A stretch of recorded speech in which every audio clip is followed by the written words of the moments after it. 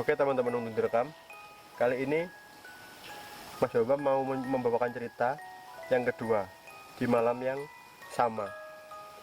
Cerita ini dikirim dari teman-teman untuk direkam. Mari kita simak gimana ceritanya, Mas.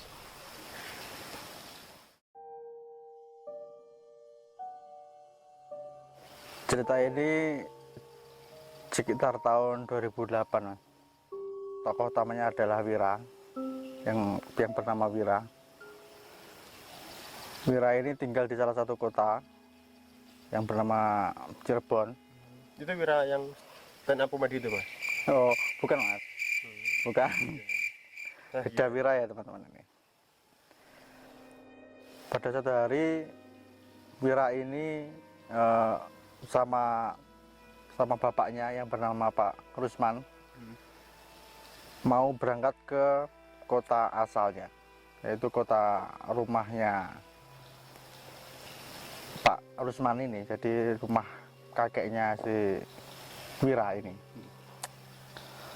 Karena mendapat kabar dari rumah kalau kakeknya, sebut saja Simbah Kakung, Simbah Kakungnya dari si Wira ini.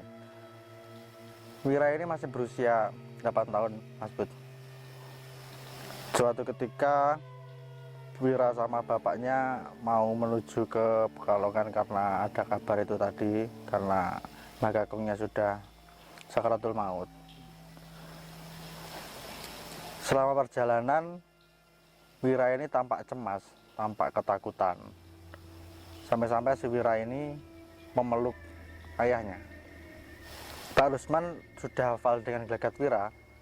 Kalau Wira memeluk erat bapaknya dengan wajah ketakutan, berarti bakal ada kejadian yang tidak diinginkan.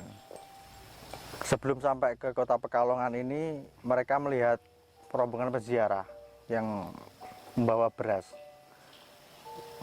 Ya, itu menandakan kalau ada orang meninggal. Ternyata firasat bapaknya benar. Setelah sampai di rumah kakeknya itu tadi, ternyata kakeknya meninggal. Langsunglah si Wira sama bapaknya ini langsung masuk ke rumah si kakeknya. Disambut sama Yang Uti, istri dari si kakeknya si Wira. Setelah sampai dalam rumah, langsung dikabari kalau kakek sakaratul maut dan sudah lewat. Terus si Wira ini sama Mbah Uti disuruh nunggu di luar aja, karena tradisi di daerah tersebut kalau ada seseorang yang mempunyai ikatan batin dengan orang yang sudah meninggal itu, jangan sampai melihat wajahnya, Mas.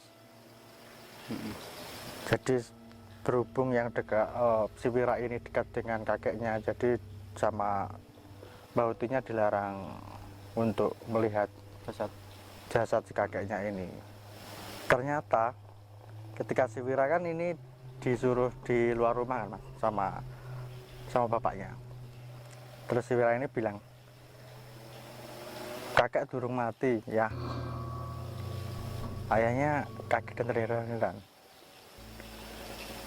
Kok bisa gitu? Emang kamu melihat apa?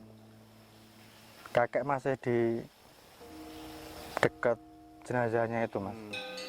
Wira melihat si sosok kakeknya ini berdiri di dekat jenazahnya si kakeknya itu sendiri. Iya. Terus si ayahnya nggak mau ambil pusing, terus bilang, udah, mungkin kamu kecapean, mungkin kamu emang kangen sama Mbah Kakung itu tadi. Iya. Terus proses pemakaman si Mbah Kakung ini sekitar jam 4 sore. Singkat cerita, setelah proses pemakaman ini semua pelayat kembali pulang, terus semua keluarga kumpul di tempatnya si kakeknya ini untuk mempersiapkan malamnya mau ada pengajian semacam tahlilan itu ya, teman-teman. Malam hari pun tiba, acara tahlilan pun digelar. Selama acara tahlilan itu si Wira merasa cemas, merasa ketakutan. Karena pada dasarnya si Wira ini mempunyai kelebihan, teman-teman. Dia bisa melihat makhluk yang tak kasat mata. Semacam indigo mungkin. Mungkin, Mas. Semacam indigo kayak gitu. Setelah acara tahlilan itu selesai, si Wira itu menangis sejadi-jadinya. Pak Rusman sebagai si ayahnya Wira ini langsung mendekati anaknya dan bertanya, kenapa kok kamu menangis? Ada apa, nak? Si Wira ini ngomong sama si Pak Rusman, si ayahnya ini, kakek masih ada di luar rumah ya. Dia ngomong, dung atis ning jero lemah atis. Mungkin buat teman-teman yang nggak tahu, atis itu dingin. Kalau si kakeknya ini mengeluh kalau di dalam tanah dingin. Setelah acara selesai, semua tidur, semua mau beranjak tidur lah, Mas. Tapi si Wira sama si ayahnya ini tidak tidur di rumah kakek, cuma tidur di rumah saudaranya yang rumahnya itu tepat di belakangnya rumahnya si kakeknya ini, karena dilarang sama bahutinya. Singkat cerita, tiap sepanjang malam itu si Wira selalu mendengar suara-suara aneh, selalu mendengar suara tangisan dan sebagainya. Cuma untung saja malam pertama itu si Wira belum melihat sosoknya, cuma suara-suara aja itu kan, gangguan suara itu terus-menerus sepanjang malam. Masuklah hari kedua. Pagi harinya itu si Wira pergi ke halaman rumah. Ternyata si Wira melihat sosok si kakeknya ini lagi. Jadi itu terornya, ya bukan teror ya, mungkin penampakan arwah si kakeknya itu menemui Wira ini sepanjang hari, dari malam sampai si paginya itu. Jadi itu yang diberitahu itu cuma Wira tok? Iya, yang dikasih lihat itu Wira saja untuk sementara ini. Acara tahlilan itu digelar lagi kan, Mas, selama 7 hari kan kalau di Jawa. Selama 7 hari itu mengaji terus. Untuk pengajian hari kedua ini semua berjalan lancar juga. Tapi kejadian janggal terjadi ketika pengajian ini selesai. Ketika pengajian selesai, tiba-tiba si Wira ini pengen tidur di rumah kakeknya. Ngeyel itu, Mas. Ngeyel pengen tidur di rumah kakeknya. Terus si Bahuti ini, ya udahlah, nggak apa-apa kamu tidur di rumah kakek, cuma dengan satu syarat, jangan tidur di kamar kakek. Yang Wira panggil yang kakung itu tadi. Ya sudahlah, si Wira sama Pak Rusman tidur di rumah kakek dan juga sama si Bahuti itu tadi. Tapi Pak Rusman sama Wira ini tidur di luar kamar, kayak di dekat ruang tamu itu, Mas. Kondisi rumah kakeknya ini seperti rumah Jawa yang zaman dulu gitu, teman-teman. Gitu. Ya mungkin semacam seperti itu, Mas. Jadi tapi temboknya itu masih terbuat dari anyaman bambu. Gedek. Iya.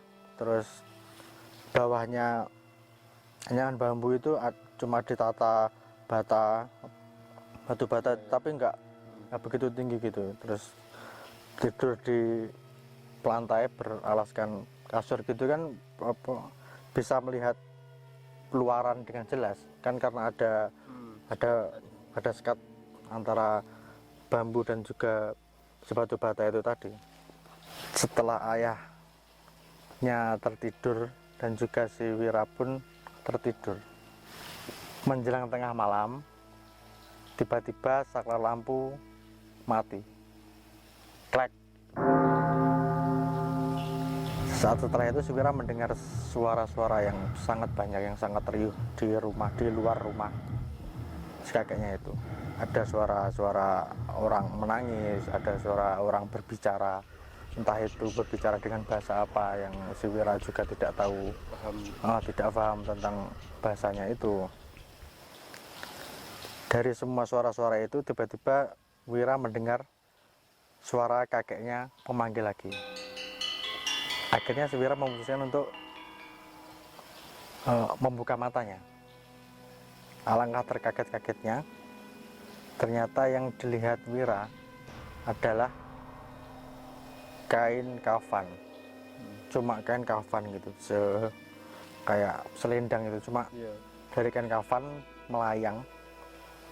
Kan di luar rumah si kakeknya ini ada semacam kebun pisang gitu teman-teman. Itu berdiri terus menggelantung di dekat pohon pisang itu, kan bisa dilihat dari sela-selanya itu tadi. Terus sambil mau manggil-manggil si nama Wira itu, Wira mencoba membangunkan Pak Rusman, si ayahnya Wira, tapi mungkin saking capeknya Pak Rusman jadi nggak bangun juga. Akhirnya Wira memutuskan untuk keluar sendiri dari rumah untuk melihat. Kan anak seumuran itu masih banyak rasa penasarannya, Mas. Sebenarnya dia takut, cuma saking penasarannya, karena suara yang didengar itu suara kakeknya kan, seseorang yang gak asing buat Wira dan sangat dekat. Akhirnya Wira keluar rumah, menghampiri dekat pohon pisang itu. Ternyata nggak ada apa-apa. Suara-suara itu menghilang dan sosok kain kafan itu juga menghilang. Akhirnya Wira kembali tidur lagi. Setelah mau memejamkan mata, terdengar lagi suara itu tadi, dan suara memanggil nama Wira itu. Jadi berulang-ulang kali, Mas ya? Setelah Wira membuka mata, Wira kaget untuk yang kedua kalinya karena melihat sosok yang sama, kain kafan itu tadi. Terus Wira memutuskan untuk keluar lagi, Mas, itu keluar rumah lagi, mengecek ke samping rumah, kok nggak ada lagi, hilang lagi. Akhirnya Wira memutuskan untuk tidur, mencoba untuk tidur. Ketika Wira untuk yang terakhir kalinya, si Wira udah nggak mempedulikan kan, wah sudah capek mungkin ya, karena keluar terus nggak ada. Tiba-tiba si sosok ini berkata, ini yang terakhir kalinya, ini yang terakhir, kowe metu agak pengen weruh. Iya. Akhirnya si Wira membuka mata untuk yang terakhir kalinya itu. Yang dia lihat sosok yang berbeda, Mas. Bukan sehelai kain kafan lagi. Ternyata itu sudah berbentuk pocong dengan wajah kakeknya, yang dengan muka yang hitam. Yang kain kafannya itu sebelumnya cuma kain putih bersih itu. Cuma yang terakhir ini, kain kafannya ini lusuh, berwarna coklat, sudah kena tanah itu,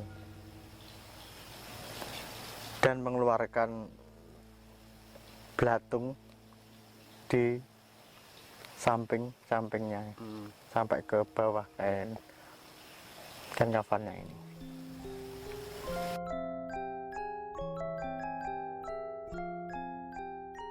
saking ketakutannya Wira ini, dia memeluk erat ayahnya, Pak Rusman itu. Sudah merinding ya, Mas? Pak Rusman akhirnya terbangun dari tidurnya karena saking eratnya Wira memeluk ayahnya, kayak didekap gitu. Terus ayahnya bertanya karena melihat anaknya menangis. Kenapa nak? Si Wira tidak mau menjawab, cuma melihat dari sisi kayak intip gitu. Cuma melihat gitu dengan raut wajah yang sangat ketakutan, terus dengan isyarat ingin pindah dari tempat situ. Tentu saja Pak Rusman hafal dengan gelagatnya si Wira. Akhirnya Pak Rusman pindah, beranjak dari tempat itu tadi, terus tidur sama Mbah Huti. Jadi tidur di kamar Mbah Hutinya. Jadi bertiga. Keesokan harinya setelah kejadian yang mengerikan di malam itu, Wira keluar dari rumah. Dia melihat lemah kuburan gitu, kayak tanah kuburan yang masih basah.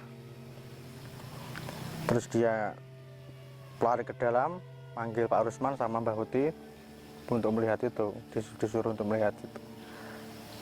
Mereka berdua pun ya juga kaget kok ada lemah kuburan di. Bertiga itu menyaksikan tanahnya itu. Iya, itu nyata ada tanah kuburannya itu. Akhirnya si Mbah Huti ini juga memanggil saudaranya Pak Rusman, itu tepatnya kakaknya Pak Rusman.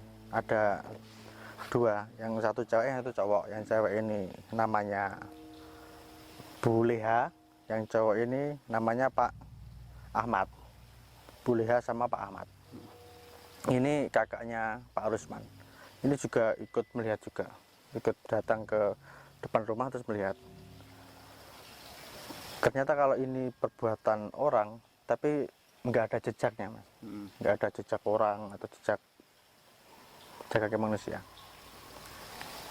Dari situlah mulai sadar kalau ini kejadian janggal, benar-benar sangat janggal. Akhirnya semua keluarga berunding, ini kok ada apa, masih sepeninggal kakek, masih beberapa hari dari sepeninggal kakek itu kok sudah ada kejadian janggal ini, ada apa dengan kematian kakek. Akhirnya si Mbah Huti ini ngomong sama semua anak-anaknya, sebenarnya si kakek ini pas sakaratul maut sebelum dia meninggal itu ngomong sama Mbah Huti, berpesan. Iya, kalau beliaunya ini sangat kangen dengan cucunya si Wira itu, dan ingin bertemu dengan Wira karena waktu itu si Wira sama ayahnya masih dalam perjalanan kan, Mas. Terus belum sempat sampai rumah sudah meninggal dulu. Dan ternyata kesalahan terbesarnya si nenek ini melarang Wira untuk bertemu, untuk melihat jasad kakeknya untuk yang terakhir kalinya. Dari situlah awal teror-teror itu tadi dimulai. Setelah berunding, akhirnya mereka menemukan salah satu solusi, yaitu jaga tikar mayit. Jaga tikar mayit itu adalah tradisi kuno. Ketika ada salah satu orang yang meninggal dan arwahnya gentayangan, maka harus ada orang yang dulunya atau semasa hidupnya si yang meninggal ini mempunyai ikatan batin yang dekat, entah itu saudara, entah itu anaknya, istri ataupun cucunya. Dan di sini yang paling dekat dengan kakeknya ini adalah si Wira itu. Akhirnya si Pak Ahmad ini, si Om Ahmad ini itu mempunyai ide Ya udah kalau gitu Wira aja yang jaga tikar mayat karena Wira yang paling dekat. Terus Mbak Uti ngomong gini, kamu gila ya? Anak kecil masa suruh jaga tikar mayat? Terus Tante Lelanya tadi ngomong, nggak ada solusi lain, cuma itu. Cuma Soalnya yang itu paling dekat cuma Wira. cuma yang paling dekat Wira. Dari anak-anaknya pun nggak ada yang sedekat dengan Wira, karena mungkin Wira ini cucu pertama, ya, cucu pertama dan juga cucu yang paling disayangi sama Mbah Kakung ini. Dengan berat hati Pak Rusman memandang anaknya si Wira ini yang masih kecil dengan wajah yang ketakutan, wajah yang bercampur sedih. Akhirnya merela untuk ya udahlah. Terus Pak Rusman ini bertanya sama Wira, nak, gimana kamu kalau jaga tikar mayat, mau atau tidak, biar arwah Mbah Kong tenang. Wira tidak menjawab, Wira cuma mengangguk. Malam hari pun tiba. Jadi gini mas, tradisi kuno jaga tikar mayat ini boleh dilakukan ketika sudah lewat tengah malam. Intinya semua aktivitas keluarga ini sudah nggak ada yang aktivitas itu mas, sudah tidur. Barulah yang jaga tikar mayat ini mulai menjaga si tikar bekas mayat yang meninggal ini. Pada malam itu semua sudah mau tidur, si Wira disuruh masuk ke kamar kakeknya yang sudah disiapkan tikar mayatnya oleh sama Mbah Uti, sudah disiapkan. Pertama itu ayahnya berpesan sama si Wira ini, nak, nanti kalau kakek kamu ngajak kemana saja, ngajak ke kuburan, jangan mau. Si Wira cuma mengangguk saja, dia nggak berani menjawab, mungkin karena ketakutannya mas, karena umur segitu. Mbah Uti pun juga berpesan yang sama, kalau kakekmu ngajak ke kuburan jangan mau, apapun yang kakekmu katakan jangan kamu turuti, kamu cukup diam saja. Akhirnya momen jaga tikar mayat pun dimulai. Kamar kakeknya ini menghadap langsung ke dapur. Langsung menghadap ke dapur, terus langsung di dekatnya dapur ini ada pintu keluar ke halaman belakang. Ketika Wira ada di dalam kamar kakeknya ini kan, kamarnya nggak ditutup kan mas, dibuka pintunya.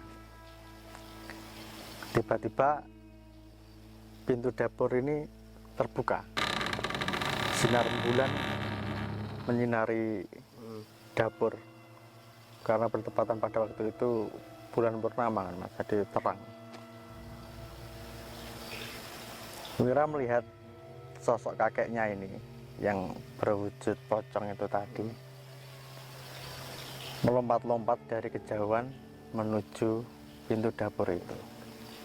Saking ketakutannya Wira tidak berani memandang sosok ini. Ketika sudah melewati pintu dapur, si Wira langsung memejamkan mata, terus tidur di kasur yang sudah ada tikar mayatnya itu sambil menangis, tapi tidak menangis, semua meneteskan air mata, cuma kayak menangis terseduh-seduh gitu. Terus Wira mendengar kakeknya berkata lagi, nak, ayo ikut kakek ke kuburan, kakek kedinginan. Wira sama sekali tidak menjawab ataupun membuka matanya, dia hanya diam dan tidur di atas tikar itu. Berulang kali si kakeknya mengatakan hal itu.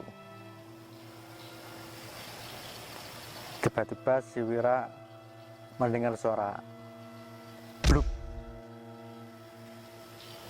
Wira merasa si kakeknya yang berwujud pocong ini tidur di samping Wira, yang posisinya tadi melompat-lompat terus berhenti di depan Iya. Wira, tiba-tiba tidur di sampingnya Wira